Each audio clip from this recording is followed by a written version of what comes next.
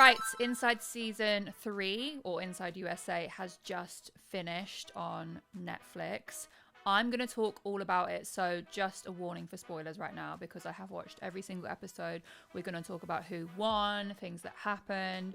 So if you've not seen it yet, either turn off now, or if you're intrigued, then here I am. These are my opinions on the season. I do want to do a comparison between Inside UK, so Inside Season 1 and 2, and then Inside Season 3, or Inside USA. First of all, I thoroughly enjoyed that season. The main thing I will say is I am such a fan of the mind games that happened in this season. There was one particular episode, it was episode 6. You know, the one where they had to run and pick up the phone, where the dynamic of the whole group just switched completely. And that's one thing that I found really interesting about this season was the groups. We've had them before, like especially in season 2, we had groups that were not conspiring against each other, but groups that were like allies that would maybe vote against other people. But in this one, from the get-go, it was very competitive. And maybe that's a difference between like the way in the UK we're a bit more just like, oh, I don't want to put myself out there too much. Whereas I think in the US, they're like, no, I want to win. This is how we're going to win. And I think very early on, we saw like that allyship between the girls, in particular Fenita and Brie and Ekin-Su, which we're going to get onto. I've got some notes on my trusty phone here. I've made some notes about like different things that happened and different contestants. But my biggest analysis was the mind games and the competitive nature of these individuals, because I found it so interesting to watch. If I was in there, I don't know how I would handle it, because I'm very, if you say something, you mean it type person. And I find it hard to distinguish if people have ulterior motives or if people are playing a game. But very early on, it was the girls who had this big unity. Fenita, I would say, took charge of that sort of girl group and made it her mission to say, look, we're all in this together. We're girls. This is who we should vote for. This is the next person that should be out. And in the episode 6 is when we sort of saw the dynamic started to switch, and people maybe doubt the gameplay of Fenita and also Brie as well, because that was when they showed the clip of them talking about Monopoly money. But yeah, I really enjoyed the nature of that part of the series. Shall we get into my notes? Because I feel like it's going to give context to some of the points that I'm going to make. The first point that I made in my bullet points was there was no Stephen Tries on commentary. Now, I think that they definitely, I don't know what the reason was. Maybe they were looking to get a USA commentary person, but it's similar to Love Island, right? You have Ian Sterling doing the commentary on that. Stephen Tries' commentary just added quite a lot to the show, and I really missed it. It made it seem quite silent at some parts. So I think I would have loved to seen Stephen's take on some of the things that were happening. So Stephen Tries was robbed here. Get him back for the next season if we do a USA season again. I did put season 2 were a lot more lighthearted. Now I'm looking back, because I wrote these the other day. Not exactly if that's the right description I would have used, because lighthearted, they were still competitive in season 1 and 2, and I think particularly season 2 there was a lot of, like, I would say drama, especially in the reunion. But I think what I meant was more the competitive nature of people game playing and stuff was more evident in season 3. Jay was out too soon, so let me get the full list of contestants up.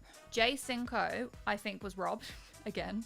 I think we definitely missed out on a lot of entertainment from Jay. I do believe in these competitions, though, that a lot of the people that are big personalities, quote unquote, or could just be really entertaining, are eliminated earlier on, because some people are like, well, I don't want them to overshine me, or they seem like a competition in the future. So I think that Jay had definitely a massive opportunity to cause some drama, ruffle some feathers in the house, but he was taken from us too soon. And I also will say, what a waste of 30 grand on some Wingstop that didn't even look good. Like, the food didn't even look nice. And if you compare him to Castillo from season 1, who was really clever when he took the temptation in the temptation room, he took his shirt off, everything, because he knew, if I get a stain on here, people are gonna spy it. So as soon as Jay came back, obviously everyone knew, Sketch just his mind outplayed him. He was too in his own head. He's not, I would say, very good at making alliances with people, evidently. I think that if we'd have had more time with him, maybe he would have grown on some people in there. But the impression that I got was that they could see all the way through his game playing, and he wasn't very good at trying to strike up alliances with people. He was just way too obvious with it. And I think that Fenita, on the other hand, who I'd say those two were the biggest game players in the villa. We'll get on to Ekin-Su later. I'd say those two were the biggest game players, not in the villa, was it Love Island? In-house from the get-go. But I think that Fenita was more clever with her game playing. Sketch just was sketchy, as they kept saying, from the get-go.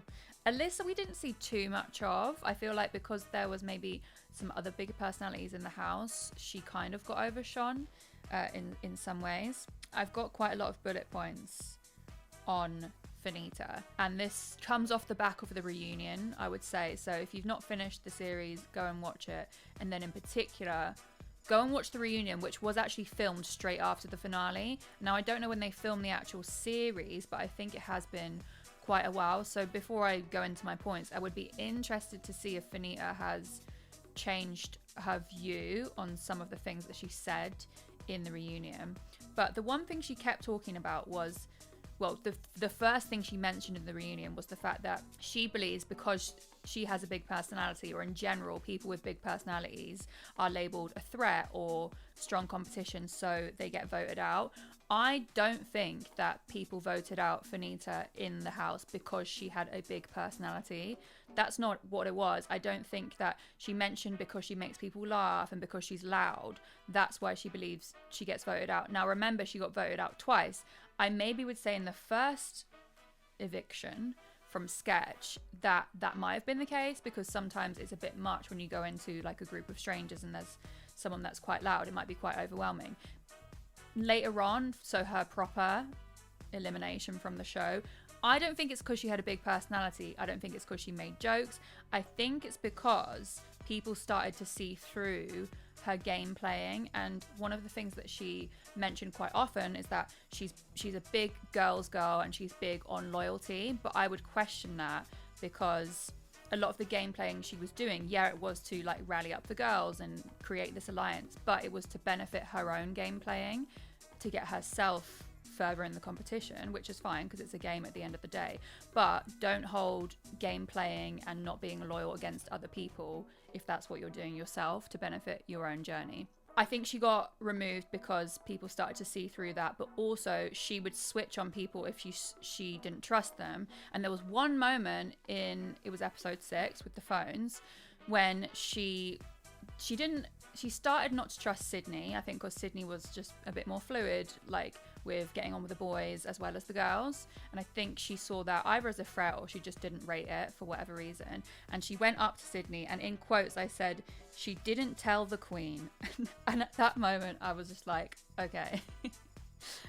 If you want to refer to yourself as the queen, that's completely fine. But I just didn't like the way that she basically said to Sydney, "I'm the queen bee and this is my crew of people, and you went against that."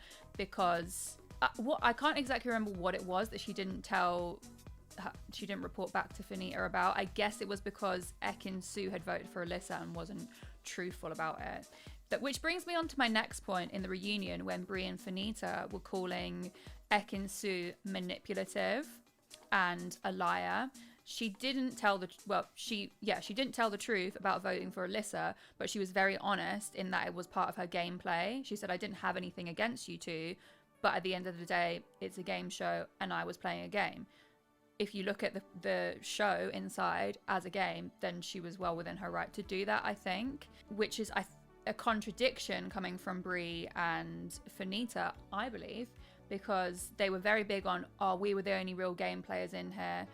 You all didn't do that, you're all followers." Whereas actually, if you look at it, Ekin-Su was playing a really good game. And this is where I'll give her credit. She is a seasoned vet in reality TV. She played this game very well.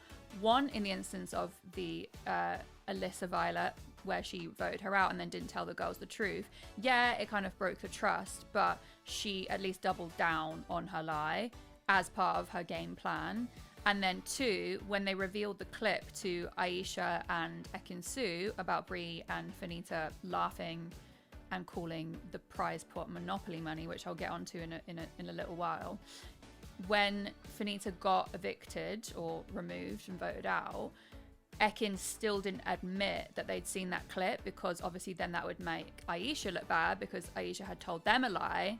Great gameplay, by the way, that they showed them a clip about Brie and Fenita saying that she doesn't trust them. Well, they don't trust her.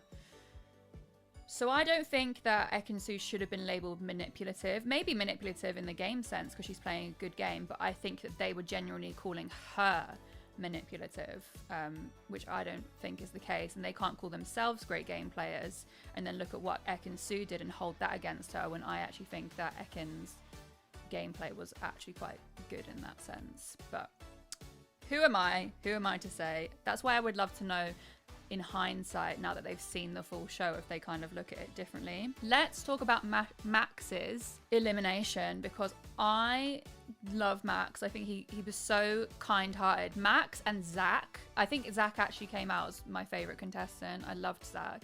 Max and Zack's friendship was so lovely to see. I loved the editing when the rest of the not the rest of the contestants, some of the contestants were saying that they're ones to watch, they're probably playing a good gameplay, and then literally Zack and Max are just like talking about the most random things. I think they were just so pure-hearted throughout the competition. But when Max got voted off, it was a curated thing from the girls to be like, okay, he's the next one to be voted out. Would love to know the reasons behind that. They say it's because he's intelligent. I just think they saw him as a threat because he's a nice guy. And because of his strong alliance with Zack and probably Mark as well, I would say. They saw that as a threat. But I didn't like that Fenita and Ekin-Su laughed at Max when he got voted off. I feel like that was just... And it wasn't a nervous or awkward laugh. It was a laugh as in like, we got you out. Ha ha ha ha ha. I mean, once they're gone, give yourselves a pat on the back. But I just think Max didn't deserve that. Bless him. Okay, we're nearly at the end of my Fenita comments. I think that she, in general, she came across as very defensive, even when she was voted out. But other people were voted out. At the end of the day, there was only one winner of the show, so that means everyone else in that house lost. There's probably like 9 or 11 of them. I can't remember in total how many contestants there were. But in general, everyone else didn't win, but she seemed to have the most issue with the fact that people either had voted her out or the fact that she got, not scrutinized is the wrong word, people brought up how much she spent a lot. But when she brought up that Max had spent and he retaliated, it was then an issue. It struck that she could give out criticism or she could speak her mind, but when other people did it in return, she gets very defensive about it. Now I just think that's, I don't know, it might be an insecurity of her own for whatever reason, I don't know, but I hope maybe when she's watched it back she might sort of understand maybe where other people are coming from. Who knows. That is the end of my points about Fenita and Brie Monopoly money gate from the clip. I think that was such a bad take, considering that a lot of people who watch the show at the end of the day want people that are relatable, and a lot of the people who are on the show are creators at the end of the day, and some creators come from nothing. And I think to say that a prize pot is Monopoly money, one, shows that you don't view money as, maybe you have a different view of the value of money, and 2, it just views that they didn't respect anyone else in the house and what that money may have meant for them. And 3, I just think it's an oversight, given that a lot of people watching or just generally in the world are struggling for money. So I feel like calling it Monopoly money and laughing about it maybe was funny to them at the time, but as a viewer, I just it didn't go down well with me, I would say. Brie in general, I think that she leans into the bad girl, the bad person, like the bad character vibe, because I think she might be just generally labeled it off the bat, just in general in life. So I think she leans into it on purpose. Other than the Monopoly money thing and going for the 200k, it was more like that was the only thing I think that really I didn't like about her. I can see that she just leans into the bad character thing for the hell of it. And other than that, I don't really have an issue, or I don't have an issue with anyone, but I don't have any negative feelings towards it. Dwight is just seems like just the nicest person ever. I think that he seems like he's just there for a good time. He really connected with everyone. You could see how much everyone liked him. And I cried. And I'm not a big crier. I cried when he got inducted into the Hall of Fame. Because I'm just like, that's trying to imagine all the hard work that he put into it. So I love Dwight, literally. Zack, one of my favorite characters, one of my favorite contestants, even up to the end when he basically told Aisha to pull the black lever and she won. I will say, with regards to Zack and Sydney, and some time has passed since they filmed it, so I'm open for it to be wrong, but I think she sees him as a friend. And I know she may not have wanted to tell him how she felt on camera just to save his feelings, but I think in general in life it's just good to be honest. And she might actually have feelings for him and they may have developed a relationship outside of the show. Who knows? But from my perspective, I suspect she just saw him as a friend and she maybe should have just been more straight up about it. Who knows? Mark is beautiful. That's all I have to say about that one. And the winner, Aisha, I think she played a great game. She did well. I think that in the beginning stages, she was maybe one of the more quiet contestants, which is why I liked it when she came through and then kind of found her feet in that alliance with Ekin-Su and they played quite a good game. That is my view on Inside USA or Inside Season 3. Is it better than the UK version? For me, in general, I would say no. Maybe because I follow the creators from the UK ones and I just really enjoyed season 1 in particular and season 2 as well, but season 1 was my favorite so far. But I've got to give them credit. I think that they came and brought all the competition and it was a really entertaining watch. So I'm looking forward to hopefully an Inside USA season 2 and Inside season 4, who knows? But well done to the Sidemen, well done to the team involved. I think that the tasks in this season were really great, particularly the mind games in the final. We had the safe, where you have to blag it, which I would never be able to, and then the levers. I wouldn't be very good at these mind games, but yeah. Congrats, and if you've not seen it, I've just spoiled the whole thing for you, but still a great watch either way, so go and watch that.